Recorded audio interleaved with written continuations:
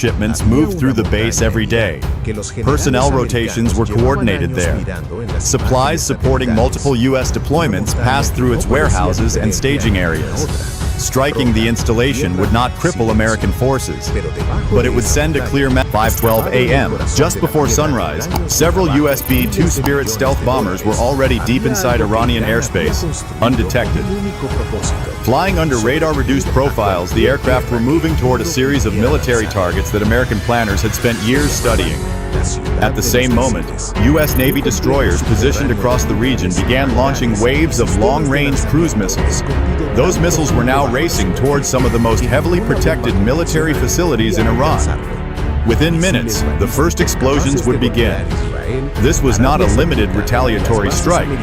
What was unfolding was the opening phase of a coordinated large-scale operation targeting the core of Iran's missile infrastructure. The primary focus of the attack was a network of underground bases known among military analysts as Missile City.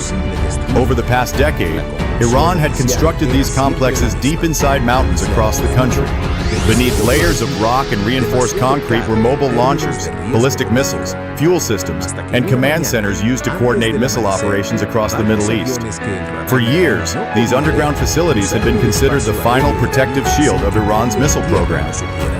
If war ever broke out, Missile City was designed to ensure that Iran's ballistic missile forces could survive the first wave of airstrikes and retain the ability to retaliate.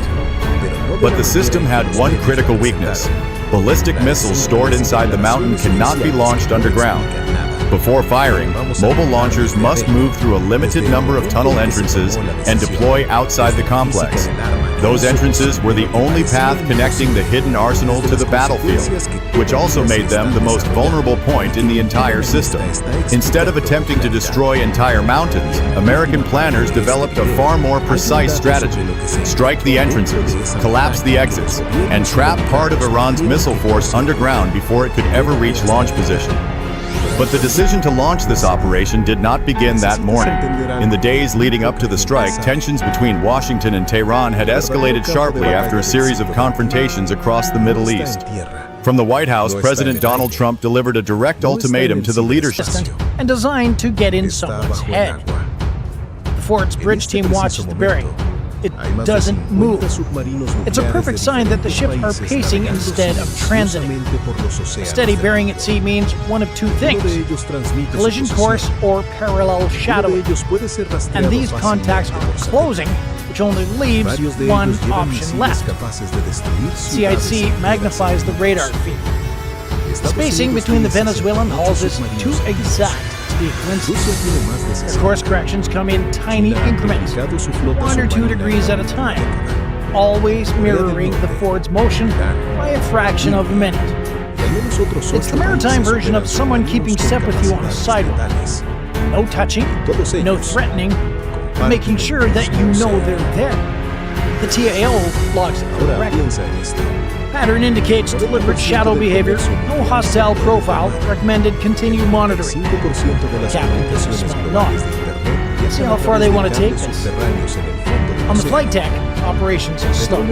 No launches, no recoveries. Just crews standing by, eyes scanning the horizon, waiting for the next move in a game neither side admitted they were playing. And the Venezuelan ships just keep matching.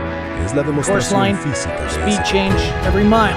At 8:11 a.m., a soft alert pops on the Ford's integrated sensor display. An altitude marker that shouldn't exist this far from land.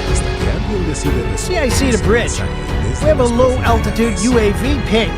Southern sector, range 5 miles. Everyone freezes for a second. Not because it's a threat, but because it's new. Ford's E-2D Hawkeye, orbiting farther east, catches the object first. Its sensors sweep, lock, and classify. It's a small drone, likely launched from a coastal unit or a Venezuelan control site. Civilian-grade frame, military-style routing pattern. Unidentified UAV, altitude 180 feet, moving northwest, crossing the outer ring. It's not armed. It's not diving. It's not even approaching the carrier directly. But it's in the wrong place at the worst possible time. With 3 Venezuelan ships shadowing the Ford at sea level, Adding a drone overhead muddies the picture fast. Nobody knows if the drone's operator understands where the fort is or how close it's getting to a high-value strike group. TAO radios the Hawkeye crew. Maintain track, no intercept, just eyes. Inside the fort's bridge, tension rises just a notch. A drone this close could mean surveillance, or miscommunication, or just an operator testing range. But to a carrier strike group already being paced by 3 foreign patrol ships, it reads as something else entirely. Layers. Surface shadowing below, UAV observation above. Not hostile, but absolutely deliberate. The XO leans forward. Whatever this is, you're building a picture. And with every mile, that picture gets sharper. At 8:19 a.m., the pattern finally breaks. Not with aggression, but with mistake. One of the Venezuelan ships, the Middle Gaikari class vessel, makes a sudden course adjustment. Not a smooth drift, not a gentle correction. A sharp, purposeful turn slices diagonally across its previous track. Bridge, CIC. Contact 2, altering course, 20 degrees starboard, toward our lane. Bridge falls silent. That turn is too tight, too fast, and far too poorly timed to be routine. But it doesn't look like an attack either. The speed stays low, sensors remain cold, and its sister ships don't follow. The TAO scrolls through the intelligence. One detail jumps out. Venezuela activated several coastal radar buoys earlier in the week. Old, inconsistent units with limited accuracy beyond short coastal ranges. If one of those buoys fed bad positional data to the patrol ship, it could easily cause this. A navigational correction based on a false fix. A correction that now looks like a cutoff attempt. The FOOW calls it out. Range decreasing, new bearing, hold steady. If it continues on this line, they'll cross ahead of us. That's not bad seamanship, that's a safety violation. Only now does the USS McFall, one of the fort's escorts, slide into the picture.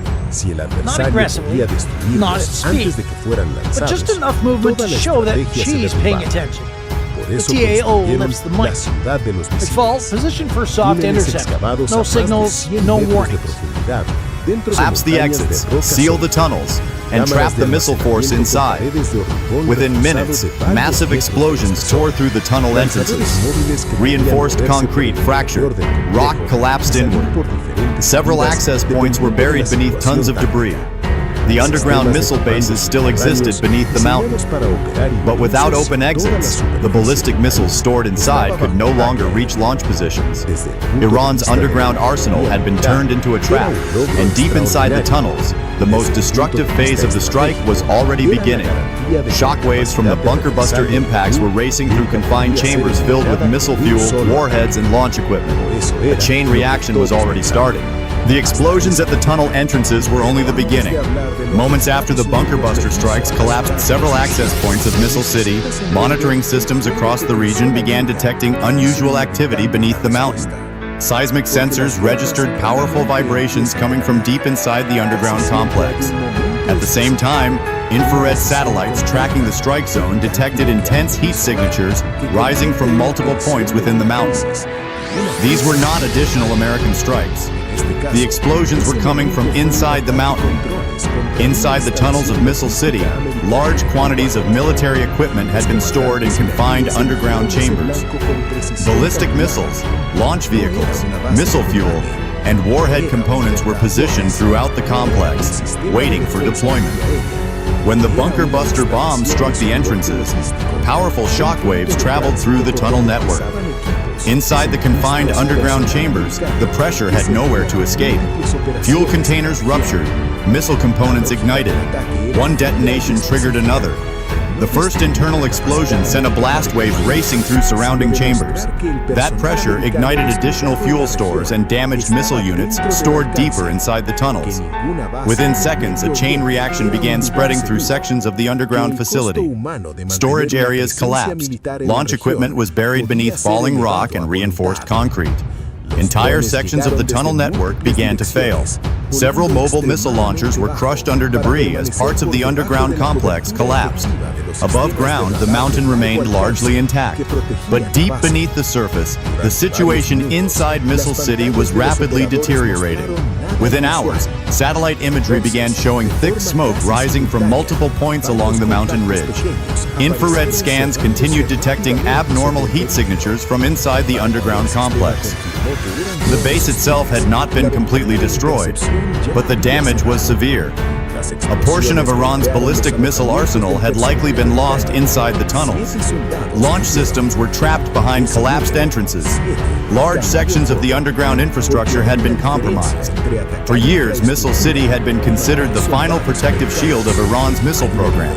But the strike had revealed its greatest vulnerability. A defense system designed to protect missiles from attack had now trapped those weapons beneath its own mountain. And as intelligence analysts reviewed the early damage assessments, a larger question began to emerge. Had the United States just crippled one of Iran's most important strategic weapon systems? Or was the true scale of the our patrol zone. No mention of faulty radar. No mention of drifting inside the fort's safety bubble. Just a narrative. Clean, simple, and politically useful. Washington's response is equally predictable, but far quieter. USS Gerald R. Ford conducting routine, lawful operations in international waters. No dramatics, no escalation, no blame. What happened that morning wasn't a confrontation. It was a perfect example of modern gray zone maneuvering. Quiet, deliberate games Navy's playing, just below the threshold of conflict. No missiles, no warning shots, just presence, pressure, and perception. A drone flown a little too far, a patrol ship trusting the wrong radar buoy, a carrier refusing to yield an inch. See, these tiny decisions stack fast. One misread course line can snowball into a diplomatic headache. One mistaken turn can look like an attack. And one carrier-sized wake can end the standoff without a single word spoken. So tell me, if you were standing on the Ford's bridge that morning, would you have held your course or would you have played it safe? Drop your answer down below. I do read them all. If you enjoyed this breakdown, make sure to like and subscribe so you never miss the next one. And if you want to go a step further and support the channel directly, please join the fleet. You'll get loyalty badges, priority replies, and you'll help us bring more true maritime stories to the surface. Just head on over to our channel page and click join, get on board with us.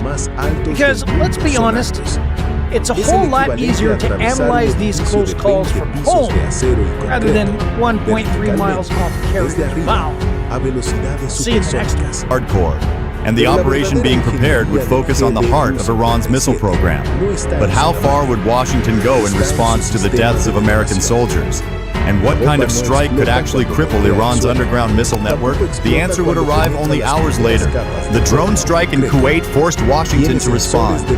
Within hours of the casualty reports reaching the United States, military planners began preparing a large-scale retaliation. The deaths of American personnel meant the next strike would not be directed at proxy groups or militia forces operating on Iran's behalf. This time, the response would target the center of Iran's military power, the Islamic Revolutionary Guard Corps. Plans for such an operation had already been developed long before the drone attack, but the events in Kuwait accelerated the timeline. What had been a contingency plan was now moving into execution. The mission focused on two critical objectives. First, disrupt the command and communication network used by the Revolutionary Guard to coordinate ballistic missile operations. Second, strike the underground missile complexes known as Missile City. Several military platforms were assigned to the operation. Stealth bombers would penetrate Iranian airspace. Naval destroyers positioned across regional waters would launch waves of Tomahawk cruise missiles. Electronic warfare aircraft would interfere with radar systems and communications during the strike. The objective was not simply to damage infrastructure. The objective was to cripple Iran's ability to coordinate and deploy ballistic missiles. Shortly after sunrise, the first phase of the operation began. Cruise missiles launched from American destroyers crossed into Iranian territory and struck command facilities connected to the Revolutionary Guard's missile coordination network. Precision-guided weapons hit communication centers and control sites responsible for directing missile units across the country. Within minutes, several of those systems went offline. But that was only the beginning. With Iran's command network already under pressure, the operation shifted toward its primary objective: Missile City. These underground complexes had been built deep inside mountains and were designed to protect Iran's ballistic missile arsenal from airstrikes. Destroying the mountains themselves would have required enormous firepower. Instead, American planners targeted something far more vulnerable: the entrances. B-2 stealth bombers approaching Iranian airspace were carrying GBU-57 bunker buster bombs, weapons designed to penetrate reinforced concrete and thick layers of rock before detonating. As the bombers reached their designated strike zones, the next phase of the attack began. The bunker busters slammed into the reinforced structures surrounding the tunnel entrances of Missile City. Almost immediately, additional cruise missiles struck nearby ventilation shafts, support facilities, and secondary access points connected to the underground complex. The strategy was precise. A rolling wall of displaced water surges outward from the fort's bow, moving fast and rising higher than the Venezuelan ship anticipates. CIC, wake building, contact 2, adjusting late. Too late. The wake slams their hull with the force that jolts the entire vessel, sending equipment clattering and crew stumbling. Not dangerous, but absolutely impossible to ignore. Smaller Guaycamacudo-class ship behind it is forced to throttle back hard to avoid getting rolled. Ford doesn't accelerate, doesn't signal, and doesn't weaponize her. She just simply turns, and physics does what diplomacy couldn't. The Venezuelan captain finally gets the message.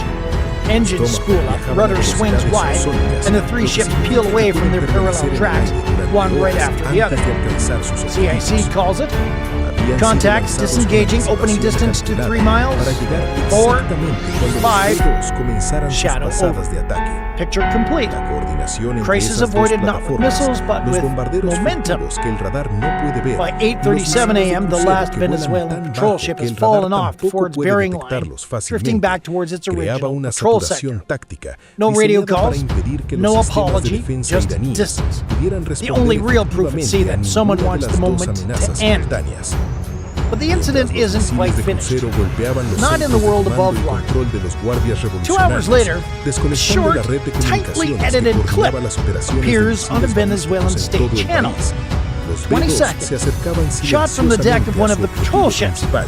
Just enough to show the fort on the horizon and the caption, U.S. warship intact. The underground complex had been built specifically to survive conventional bombing, but the entrances told a different story. Several tunnel access points had collapsed completely. Satellite images showed large sections of rock and reinforced concrete blocking the main launch corridors leading out of the mountain. Those entrances had been the only exits large enough for mobile missile launchers to leave the underground base. With the tunnel sealed, the launch vehicles stored inside could no longer reach firing positions. Infrared scans revealed something even more significant. Heat signatures were still being detected beneath the mountain hours after the strike. Analysts concluded that internal fires were continuing to burn inside parts of the underground complex. Those fires were likely fueled by ruptured missile fuel systems and damaged storage containers. The chain reaction inside the tunnels had not simply damaged infrastructure. It had severely reduced the facility's ability to operate. Military analysts began estimating the scale of the loss. The exact number remained unclear, but several missile storage chambers were believed to have been destroyed or heavily damaged. Multiple mobile launchers were likely buried beneath collapsed tunnel sections. Other missile systems were now trapped inside the complex with no viable launch route. In effect, part of Iran's underground missile force had been neutralized without ever reaching launch position. Weapons designed to deter enemy attacks were now trapped inside the very complex built to protect them. Missile City had been regarded as one of the most resilient elements of Iran's strategic defense system. The strategic logic behind the project was simple. If Iran's missile forces survived the first wave of airstrikes, they could still retaliate. But the strike had exposed a fundamental weakness. The entire underground system depended on a small number of exit points. Once those entrances were blocked, the missiles inside the mountain could no longer be deployed. By early afternoon, intelligence briefings in Washington began describing the operation as a major blow to Iran's missile readiness. Yet the long-term consequences remained uncertain, because while the strike had damaged part of Iran's missile infrastructure, it had also dramatically escalated the conflict. Across the region, military commanders were already preparing for what might come next. Would Iran attempt another retaliation? Or had the destruction inside Missile City forced Tehran to reconsider its next move? As damage assessments continued, the wider consequences of the strike were becoming clearer. The operation had not destroyed Iran's missile program, but it had disrupted one of its most important launch complexes. For years, the underground facilities known as Missile City had been designed to ensure that Iran's missile forces could survive a major air campaign. Even if surface installations were destroyed, the missiles hidden inside those mountain bases were supposed to remain operational. That assumption was now being challenged. The strike had demonstrated that destroying the entire complex was not necessary. Disabling the exits had been enough. By collapsing the entrances and triggering internal damage, the operation had temporarily neutralized part of Iran of the Islamic Revolutionary Guard Corps. The message was blunt. Lay down your weapons, accept full immunity, or face destruction. Inside Iran, the demand was rejected almost immediately. After the reported death of one of the country's most powerful leaders in a previous strike, backing down under foreign pressure was politically impossible. Instead of surrendering, Iranian commanders began preparing a response. Now, with stealth bombers already over Iranian territory and cruise missiles closing in on their targets, the confrontation had moved beyond threats. But how did the United States prepare such a coordinated strike against one of the most heavily protected missile systems in the world? And once the explosions began, would the attack cripple Iran's missile arsenal? Or ignite a far larger conflict across the region? To understand that, we need to look at the attack that triggered everything. Iran's response came only hours after Washington issued its ultimatum. Instead of targeting a heavily defended airbase or a U.S. naval fleet, Iranian commanders selected a different objective, a U.S. logistics installation operating in Kuwait. The choice was calculated. The facility was not designed to fight a major battle, but it played a critical role in American operations across the Middle East. Equipment shipments moved through the base every day. Personnel rotations were coordinated there. Supplies supporting multiple U.S. deployments passed through its warehouses and staging areas. Striking the installation would not cripple American forces, but it would send a clear message. U.S. personnel stationed across the region were still within reach. Shortly before sunrise, a group of one-way attack drones approached the installation from multiple directions. Flying extremely low to the ground, the UAVs stayed beneath the effective coverage of long-range radar systems protecting the base. For several minutes, the radar screens showed nothing unusual. Then the picture changed. Operators suddenly detected several small contacts closing rapidly on the compound. At first, the signals were weak and inconsistent, making them difficult to track. Within seconds, however, the pattern became clear. The objects were approaching too fast, and they were heading directly toward the base. By the time the system confirmed the contacts were hostile drones, the interception window had already closed. There was no time left to stop them. Seconds later, the UAVs began their final dive. Multiple explosions struck the living quarters used by American personnel. Shock waves rolled across the compound as debris, fire, and smoke spread through the housing area. The entire attack lasted less than a minute. When the smoke cleared and emergency teams reached the impact sites, the first casualty reports began arriving. 7 U.S. service members had been killed. The base itself remained operational, but destruction had never been the real objective. The strike was designed to demonstrate something far more important. Iran had proven that American forces deployed across the Middle East could still be reached. Within hours, the attack triggered urgent discussions in Washington. The deaths of of para U.S. siempre personnel bajo immediately toneladas changed de the roca political and colapsada. military calculation. What had been a regional confrontation was now becoming a direct crisis. Military planners began preparing a response that would go far beyond striking proxy forces or militia groups. The next target would be the organization responsible for Iran's strategic military power, the Islamic Revolutionary Guard. 48 hours earlier. 2 days ago, U.S. Coast Guard and Navy units carried out a string of smuggling intercepts in the Eastern Pacific. Routine operations, nothing dramatic, but the political reaction wasn't routine at all. Caracas accused foreign forces of meddling near the maritime economy, even though the events happened thousands of miles from Venezuelan waters. Within hours, Venezuela increased its naval readiness level. Small patrol ships began reporting heightened vigilance zones. State media praised new Bolivarian security patrols, and AIS gaps along their coastline suddenly grew wider. None of that pointed to aggression, but it did point to a Navy that felt watched, cornered, or misunderstood. And that's where misunderstandings at sea begin. Ford, the tactical action officer, flipped through the overnight intel digest. Multiple entries stand out. Venezuelan offshore patrols extended further east than usual. Their maritime patrol aircraft flew irregular tracks near Trinidad's corridor. Several coastal radar buoys were activated that hadn't pinged in months. None of it threatened Ford. None of it required action. But it did mean one thing. Venezuela was nervous enough to put more sensors, more eyes, and more steel into the water. And when a Navy sails while feeling cornered, even routine traffic stops looking routine on radar. Ford's captain quietly almost to himself, Un adversario que tiene incentivos para usar lo que le queda antes de que también sea destruido. Un adversario que sabe que esperar puede significar ser más vulnerable mañana de lo que ya es hoy. En toda la región, los sistemas de defensa aérea fueron puestos en alerta máxima. Las flotas navales ajustaron sus patrones de patrulla. Las agencias de inteligencia comenzaron a monitorear todos los signos disponibles de una posible respuesta iraní. La pregunta no era si Irán respondería. La pregunta era ¿cuándo y con qué? Hay un principio en la estrategia militar que los analistas llaman el problema del adversario acorralado. Y es uno de los conceptos más importantes para entender lo que viene después de este ataque.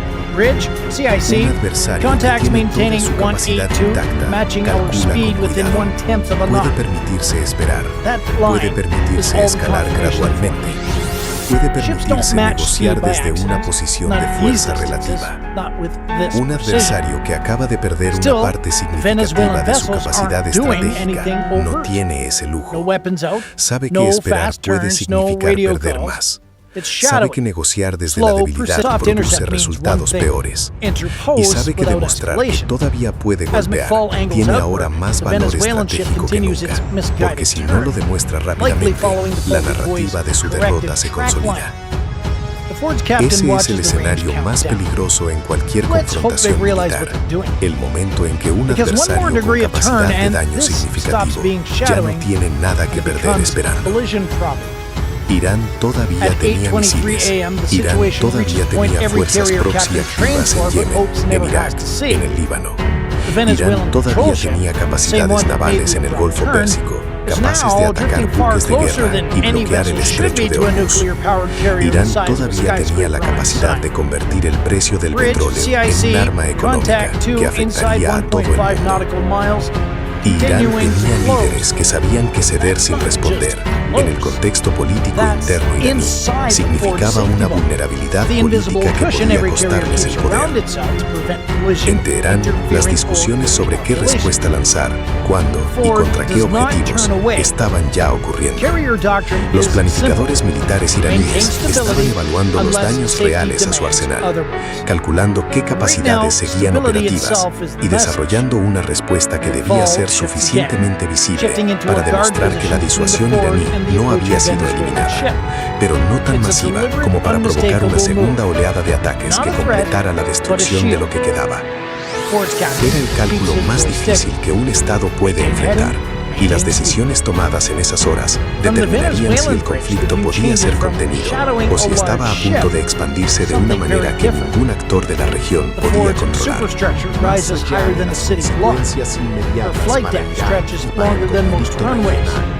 Her wake churns with the mass of a floating airbase, not a destroyer. Suddenly, the officers on that patrol ship realized the truth. They didn't just drift too close to a U.S. ship. They drifted too close to the U.S. ship. Then the moment hits. Ford initiates a power turn. A wide, heavy arc meant purely for safety, but physics does the rest.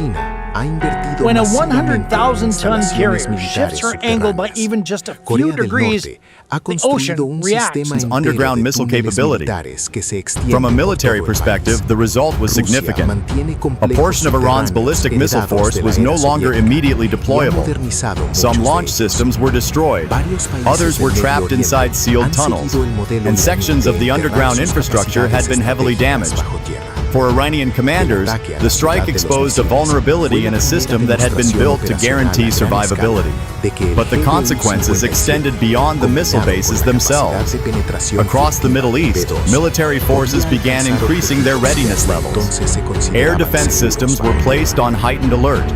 Naval forces adjusted patrol patterns in strategic waterways. And intelligence agencies continued monitoring signs of a possible Iranian response. Despite the damage inside Missile City, the confrontation between Washington and Tehran was far from over. Iran still possessed a large missile arsenal, regional proxy forces remained active, and both sides were now operating under significantly higher tension. The strike had demonstrated the reach of American military power, but it had also pushed the crisis into a far more dangerous phase. The question facing military planners was no longer whether escalation had begun. The question was how far it might go. Had the operation successfully weakened Iran's missile deterrent, or had it opened the door to a wider and more unpredictable conflict? 7:42 a.m. local time, Eastern Caribbean Sea. The warning chime on the USS Gerald R. Ford's radar console fires once. Sharp, precise, and completely out of place. 3 new surface returns just blinked into existence, where nothing was supposed to be. Not an approach, not a slow fade-in, they appeared as a formation. Reg, CIC, unknown contacts just popped up on the scope, bearing 182, 14 miles, movement doesn't match commercial traffic. Heads turn, chairs slide. Nobody expected this. Ford is in transit to a multinational exercise zone near the Barbados, running a predictable course on a predictable schedule. These contacts, they're doing something no merchant ship bothers to do. Their speed is identical to the Ford's, their bearing is locked, their spacing is tight. They're shadow, and the timing couldn't be worse. For 2 days, Venezuela has pushed extra patrols into the region after a string of smuggling intercept operations triggered political noise back in Caracas. Public speeches, accusations of foreign interference, and new Bolivarian security patrols hugging their maritime roots. None of this was directed at the U.S. Navy, but radar doesn't show intentions behavior.